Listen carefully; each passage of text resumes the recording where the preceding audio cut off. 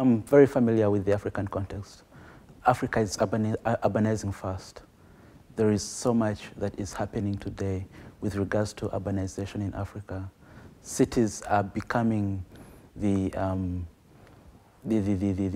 spaces that everyone is interested about when it comes to development.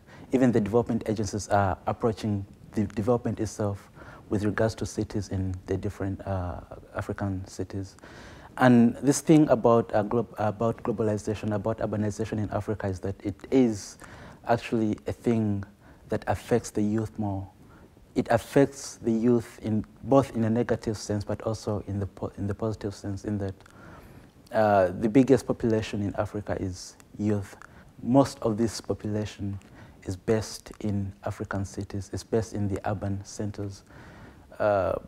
So because of this urbanization, which by the way is very different in that it's not developed by industrialization. It's not caused by industrialization, but rather the increased rural-urban migrations. And because of this, you have so many, like a very huge number of youths that are unemployed, that have become vulnerable to the current present system. So the youth have actually been very affected by the fast urbanizing trends in Africa. One of the biggest challenges is this urban agrarianism, that you have a lot of informality that is being bred by this rural-urban migration.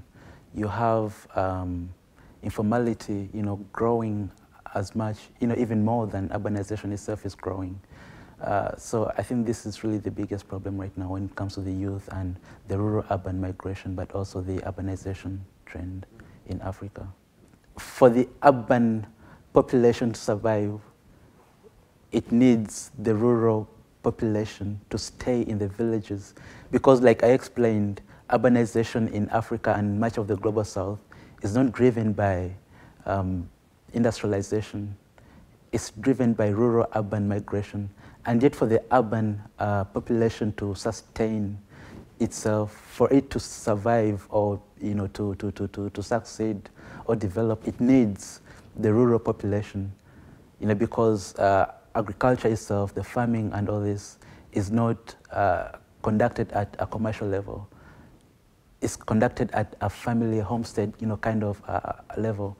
And because you have so much of this migration, I think with time there'll be like a really huge gap between how much the urban population can be able to sustain, the urban kind of lifestyle with this increasing urbanization and rural-urban migration.